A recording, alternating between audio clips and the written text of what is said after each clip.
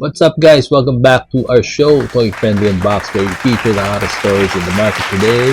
And right now, balik tayo sa Gundam. Ito na, Gunpla Ichiban Kuji Mega Size Model. And this is the RX-782. Siyempre, idol na idol natin to. And this is a brand new kit, unbuilt. And I can't wait to document this and build this for you guys. So before anything else, please like, comment, subscribe to our channel. And don't forget to hit that notification bell for announcements on future unboxing episodes and other fun stuff. And also, please do visit our Facebook store, www.facebook.com/toyfriendly. And ito, buuin natin to. And what are we waiting for? Here we go!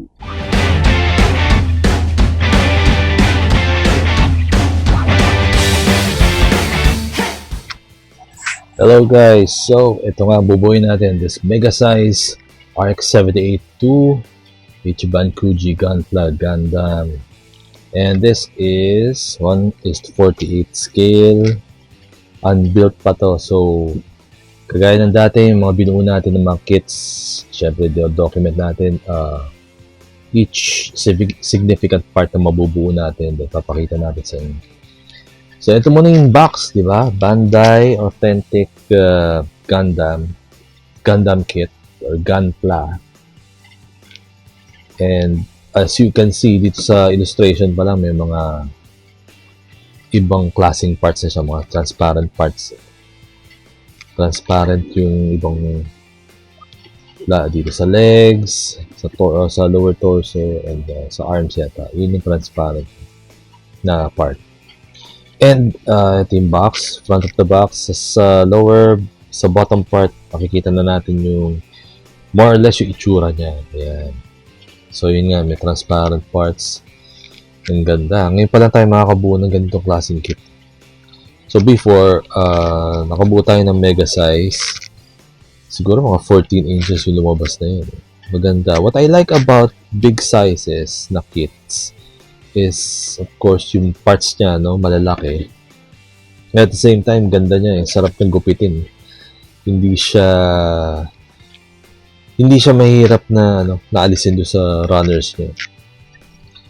And also, pag ganito mga kits na malalaki, ang ganda ng fit niya talaga. But of course, kahit naman mga kits na lumalabas from Bandai and Banpresto, syempre expect quality work from them. And also, maganda yung instructions lagi.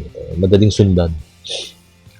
So, ito yung isang side ng box, no? Nakita natin dito may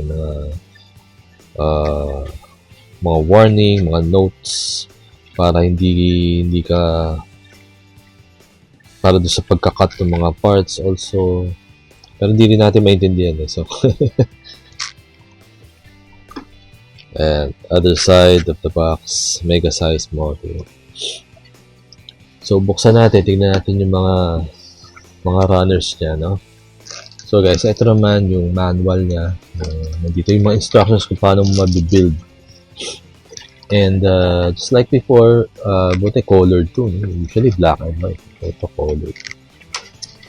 Just like this sa previous na kit na mega size na binuo natin. Easy to follow instructions naman yun. And well illustrated siya talaga. Hindi ka maliligaw. Ganda. Yan, no? Pati yung sa mga decals, yung guide, kung saan mo didikit. So, ito yun, no? Parang konti lang din yung runners nyo, eh. Considering na malaki to.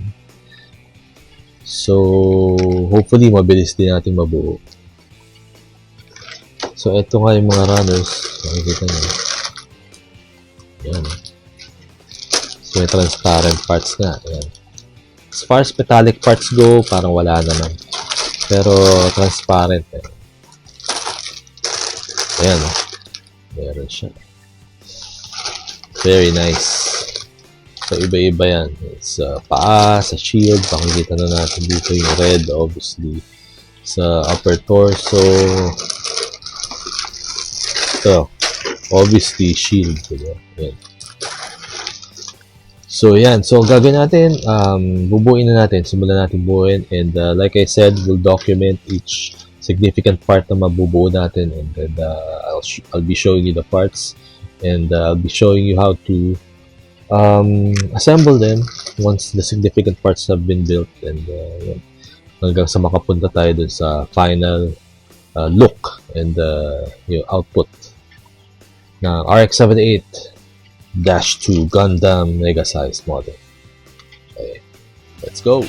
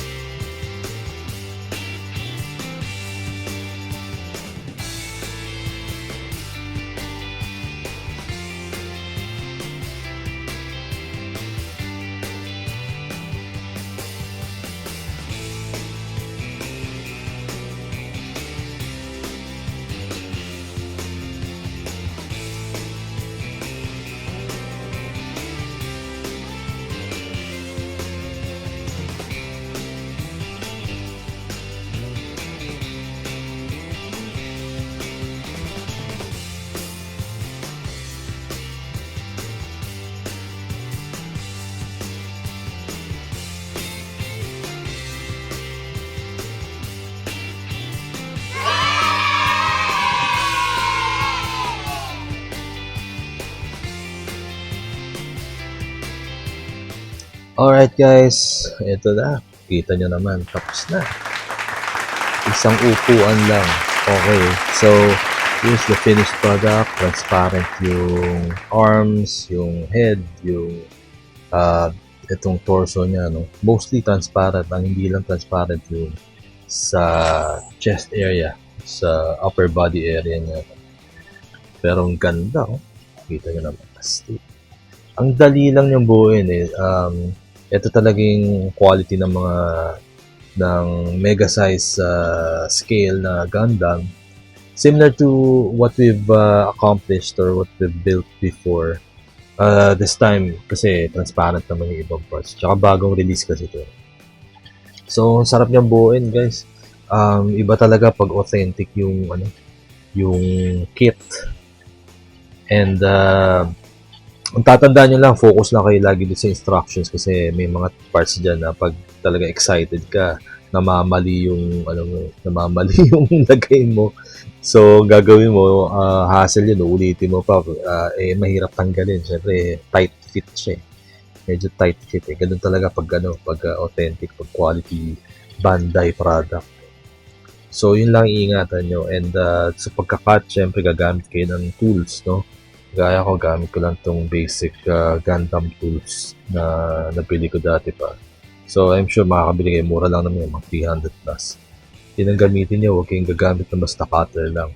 Para at least accurate yung mga cuts, diba? Walang mga sabit-sabit. Also, mayroong mga accessories pa yan, kagaya itong ganda nitong gun, yung rifle niya, yung official rifle niya. So, pwede mong palitan yan, yung alternate hand. Pwede mong palitan dito sa existing na hand or fist. Also, of course, mawawala ba yung shield? Yan, kita nyo. May transparent parts to yung stock. Tsaka yung, yung side yung shield. Ang ganda. So, yung shield na yan, pwede mo lagay dito sa, side arm. Sa forearm. Tapos, pwede mo siyang lagay dito sa may likod. Ganito naman usually, di ba? Standard naman yan. So, ito, pakita ko natin yung mga parts niya. Ganda. So, wala lang dito talaga, walang kasama, surprisingly, decals, no? Usually, may mga decals. Ewan ko, but dito sa kit na nabili ko, di ko alam, comment down below kung yung doon sa mga nakabili nitong version ng Gundam na to, may nakuha ko yung decals kasi sa akin wala. Anyway, okay lang naman. Maganda pa rin. Astig na astig pa rin. So, there you go, guys. This is our quick build, unboxing, and review of this RX 78-2 transparent version, no? Transparent version, Ichiban Kuji Gunpla ng RX 78-2 Gundam. And, yun, sobrang sulit ito, guys. Kung makakabili kayo, bili na kayo. And again, laging sinasabi, di ba, yung mga ina-unbox natin dito, talagang perfect addition to your collection. Kasi maganda eh, smooth yung mga nililagay natin dito, sobra astig. And there you go, guys. Cue for montage.